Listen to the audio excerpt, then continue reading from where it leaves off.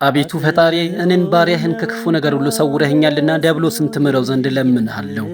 ይኸውም ስለ አዳምና ስለ ልጆቹ በጠቅላላው ስለ ሰባ ዓለም ሥጋቸው ሥጋዬ ስለሆነ እንዳያስታቸው ክፉ ሥራ እንዳያሰራቸው ብዬ ማርልኝ ማለቴ ነው። ወዳጄ ክርስቶስ ሰምራ ሆይ እጹብ ድንቅ ልመና ለመንሽኝ። ሌሎች በኋላሽም የነበሩ በፊትሽም የሚመጡ ያለመኑትን ልመና ለመንሽኝ አላት። ቅዱስ ሚካኤልንም ወደ ዲያብሎስ እንዲወስዳት አዘዘው። ሲኦል ሲደርሱ ምሕረትን የሚሻ ከሆነ እንድትጠይቀው ቅዱስ ሚካኤል ባዘዛት ጊዜ ሳጥናኤል ብላ ጠራችው። ዲያብሎስም መልሶ ሳጥናኤል ብሎ የጠራኝ ማን ነው አለ። እርሷም እኔ ነኝ አለችው። ወደ እኔ ለምን መጣሽ ስላት ከፈጣሪ ጋር ላስታርቅ ብዬ አለችው። እርሱም አንቺን ከቤትሽ ከንብረትሽ ሳለሽ አስትሻለሁ ብዬ ብመጣ ያጣውሽ ሰው እኔ ልታስታርቅኝ መጣሽ? ግን ይህን ያደረገ ያ የቀድሞ ጠላቴ ሚካኤል ነው። ስጸረረኝ የምኖር ከክብር የሚያወረደኝ እሱ ነው እንጂ አንቺ ምን ጉልበት አለሽ ብሎ እጇን ይዞ ወደ ሲኦል ወረወራት። እመቤታችንም ተገልጻ ወዳጄ ክርስቶስ ሰምራ ሆይ አንቺን የወለደች ማኅፀን የተባረከች ናት። አንቺንም አጥብተው ያሳደጉ ጡቶች የተባረኩ ናቸው። አንቺንም ያዩ ዓይኖች የተባረኩ የተቀደሱ ናቸው። አንቺንም የሚያመሰግኑ ንዑዳን ክቡራን ናቸው። ያንቺን ገድል የሚሰሙ የሚያሰሙ የተባረኩ ናቸው አለቻት። ስጋን ፈተና ድል ነስተው በክብር ጻድቃን ሰማዕታት ከፋሉ በክብር።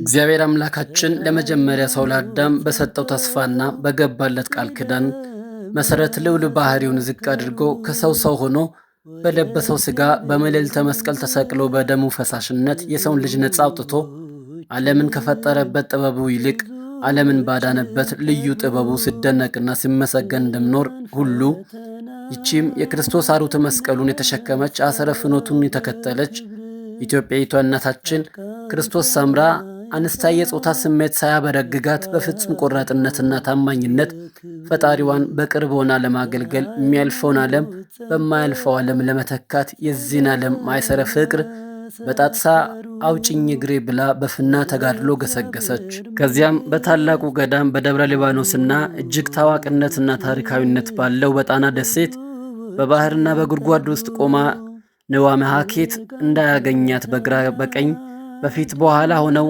እንዲጎነትሏት ጦሮች አስተክላል ስለ ሀገርና ስለ ሰው ደህንነት ስትጸልይ ኖራ ከፈጣሪዋ ቃል ኪዳን ተቀብላ ታምራቷ ትርፋቷ ሲነገርላት የሚኖር ያለመጠራጠር ተስፋ ፍጡራን ለመሆን የበቃችሁናለች። ሰማይን ያለ ምሰሶ ያቆመ ውሃን በአየር ላይ አርግቶ እንደ ድንኳን የዘረጋ ምድርን ያለ መሰረት ያጸና ውሃን በረቂቅ ደመና የሚቋጥር ባህሩን በመለኮታዊ ስልጣኑ ካለበት ቦታ አምጥቶ በአንዲት ምክር ያለመቸገር እሙቅና ጥልቅ በሆነ ቀላይ ያከማቸ ወይም አደላድሎ ያስቀመጠ በረዶውን በመጠን በመጠኑ የሚያዘንም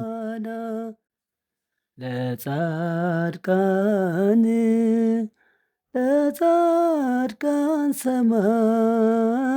ሰማዕታት እርሷ በፈጣሪዋ እግዚአብሔር ዘንድ የተመረጠች ብፅዕትና የተመሰገነች የተባረከችና የከበረች በትሩፋትና በገድል ከፍ ከፍ ያለች ንጽሕናን የተጎናጸፈች የክርስቶስን አሩተ መስቀል በመሸከም ከፍጹም ምስጋና ጋር በጾም መፈተን ፍቅርንና ትሕትናን ገንዘብ ያደረገች ናት።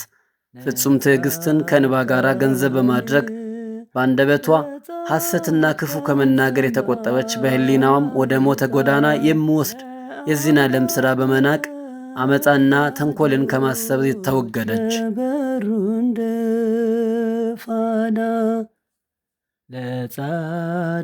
ሰውነቷን ከዝሙት ሥራ ንጹሕ አድርጋ በብቸኝነት በበረሃ መኖርን በየጊዜውና በየሰዓቱ ሕሊናዋን ካለው ኃጢአት ማራቅና በትዕግሥት ሰረገላ ተነጥቃ በመለኮት ዙፋን ፊት ከትጉሃን መላእክት ጋር በምስጋና መተባበርን መረጠች። ችግርና ረሃብ ሌላውን መከራ ሁሉ ያለ ትዕግሥት አይቻልምና እነሆ ሕዝብን አሕዛብንም ሁሉ መኳንንትንና መሳፍንትንም ጣዕም መዓዛዋ ያገሰግሳቸዋል ከሆነ ጀምሮ እስከ ዛሬ የጣፋጭነቱ መዓዛ አልተለወጠምና። የእናታችን የክርስቶስ ሰምራ የመዓዛዋ ጣዕም እንደ አሮን የክህነት መዓዛ ጣዕም ማለት ከአበባ ከከርቤ ከአቤሜ ከልዩ ልዩ እጽዋት እንደተቀሰመ የሽቱ ጣዕም አይደለም፣ ከክብሩ ወንጌል የተገኘ ጣዕመ መዓዛ ነው እንጂ። ሰማዕታት ይገባል ይገባል። በሸዋ ቡልጋ ክፍለ ሀገር ገዬ በተባለ አካባቢ የተወለደችው ቅድስት ክርስቶስ ሰምራ አባቷ ደረሳኒ እና እናቷ እሌኒ በእግዚአብሔር ፊት የታመኑ ሰዎች ነበሩ። ልጃቸውን የቤተ ክርስቲያን ሥርዓት የብሉይና የአዲስ ኪዳንን መጻሕፍት በማስተማር አሳደጓት። ዕድሜዋ ለአቅመ ሔዋን ሲደርስ ወላጆቿ የኢየሱስ ሞዓ ልጅ የሆነውን ሰምረ ጊዮርጊስን አጋቧት። 10 ወንዶችና 2 ሴቶች ልጆችን ወለደች። እርሷም ልጆቿን በሥርዓትና በሕገ እግዚአብሔር አሳደገቻቸው። በዚያን ዘመን የነበረው ንጉሥ አፄ ገብረ መስቀል ደግ ሰው ነበር። በአንድ ወቅት ንጉሡ ስለ ቅዱስ ክርስቶስ ሰምራ ቁንጅናና ደግነት በሰማበት ወቅት በግዛቱ ከተደነቁት ከ174 ሴቶች መካከል አንዷ ስለነበረች ስለ እርሷ ዝና አወቀ። ንጉሡም ያገለግሏት ዘንድ 272 ያህል ብላቴናዎችን ላከላት።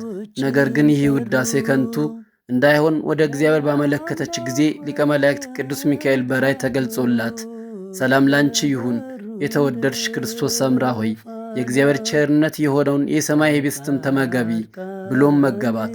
በውስጧም መንፈስ ቅዱስ መላባት።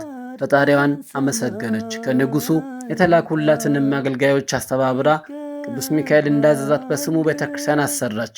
የመልአኩን የቃል ኪዳን ታቦት ወደ ቤተ መቅደስ በማስገባት በዛ ስታገለግልና ስትገለገል ኖረች።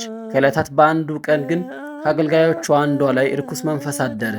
አልታዘዝም ማለት ጀመረች። ይህን ጊዜ ቅዱስ ክርስቶስ ሰምራ ደጋግማ መከረቻት። ያቺ ብላቴና ግን ልትመከር አልቻለችም። በዚህ ሳቢያ ክፉኛ ብታዝንባትም ብላቴና ሞተች። እጅጉን ያዘነችው እናታችን ይህማ የነፍስ ግድያ ይሆንብኛል ብላ አምርራ አለቀሰች። ወደ እግዚአብሔር በጸለየች ጊዜ ፈጣሪ አገልጋይቱን ከሞት አስነሳላት። ውስጧም በሐሴት ተሞላ። እንዲህም አለች፣ በዓለማዊ ሕይወት ውስጥ ስኖር ይህን ታምር ካደረገልኝ በምናኔ ሕይወት ብኖር ደግሞ ምን ያህል ድንቅ ሥራ ያደርግልኛል ብላ ባለቤቷንና ልጆቿን እንዲሁም ወላጆቿን ትታ መነኮሰች። ነገር ግን የመጨረሻው ልጇን ወደ ደብረ ሊባኖስ ገዳም በገባች ጊዜ አብራ ይዛው ሄደች። የአካባቢው ሰዎች ከሩቅ ቦታ እንደመጣች አውቀው አስጠጓት። እርሷም ልጇን በዚያው አስቀምጣ በገዳም ውስጥ በጸሎት በጾምና በስግደት ስትተጋ ቆየች። ልጇ ግን እናቱን ባጣ ጊዜ አለቀሰ፣ ተራበም። በደጃፉ ስታልፍ የነበረች አንዲት ሴት ልጁን ተጠግታ ልታነሳው ብትሞክር ቅዱስ ሚካኤል ፈጥኖ ደርሶ ነጥቆ ወሰደው፣ ወደ ገነትም አስገባው። ቅዱስ ክርስቶስ ሰምራም ወደ ልጇ በተመለሰች ጊዜ ሞቶ አገኘችው። መሪር ሐዘንም አለቀሰች፣ አዘነች። ይህን ጊዜ መልአኩ ቅዱስ ሚካኤል ተገልጾ ልጇ በገነት እንዳለ ነግሮ አጽናናት። ወደ ጣና ባህርም መርቶ ወሰዳት። በዚያም ለ12 ዓመት በባህር ውስጥ ገብታ ሰውነቷ ተበሳስቶ ዓሣዎች በውስጧ እስኪያልፉ ድረስ ቆማ ጸለየች። ጌታችን ኢየሱስ ክርስቶስም ተገልጾ ቃል ኪዳን ሰጣት። 10 አክሊላትም ወረዱላት።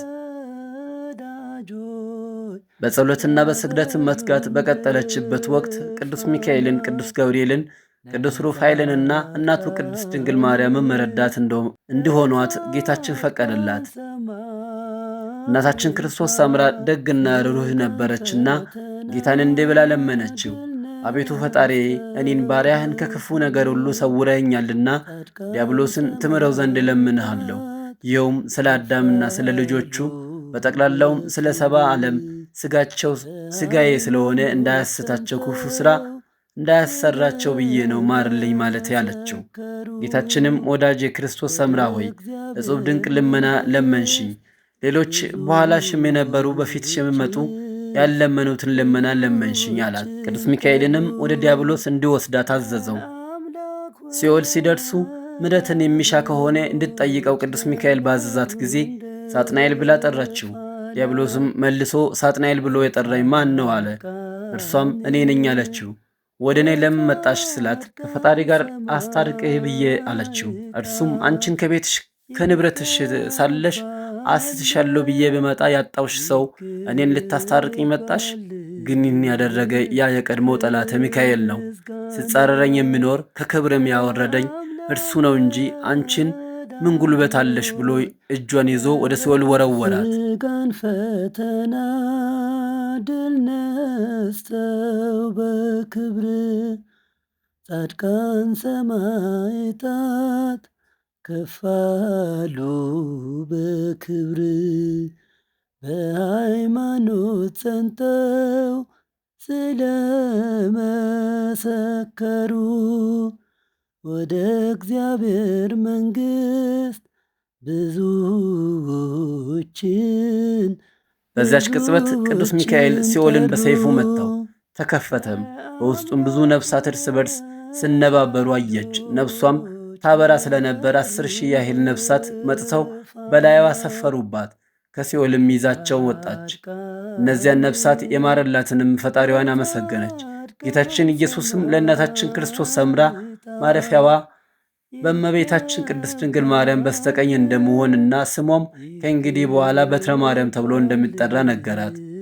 እመቤታችንም ተገልጻ ወዳጄ ክርስቶስ ሰምራ ሆይ አንቺን የወለደች ማኅፀን የተባረከች ናት። አንቺንም አጥብተው ያሳደጉ ጡቶች የተባረኩ ናቸው። አንቺንም ያዩ ዓይኖች የተባረኩ የተቀደሱ ናቸው። አንቺንም የሚያመሰግኑ ንዑዳን ክብሯን ናቸው። የአንቺን ገድል የሚሰሙ የሚያሰሙ የተባረኩ ናቸው አለቻት። ከዚህ በኋላ ሥጋዋ ከነፍሷ ተዋህዶ ወደ መሬት ተመለሰች።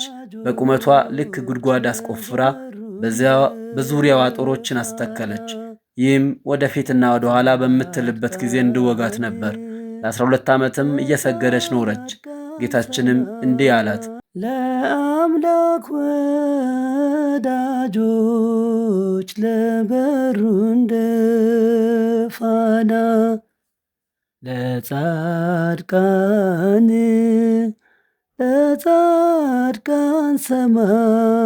ሰማዕታት ይገባል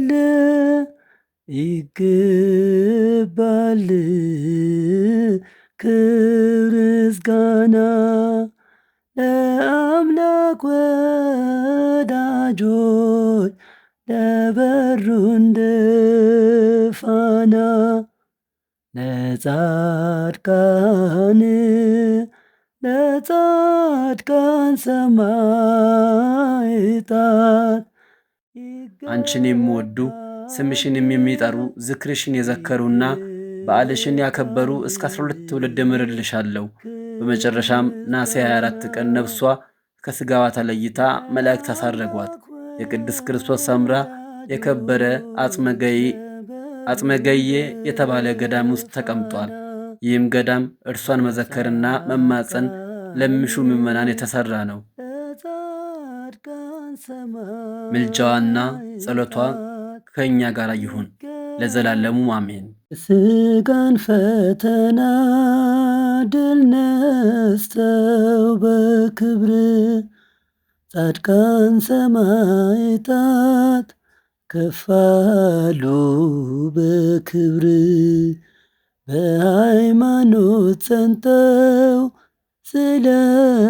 ስለመሰከሩ ወደ እግዚአብሔር መንግሥት ብዙዎችን ጠሩ።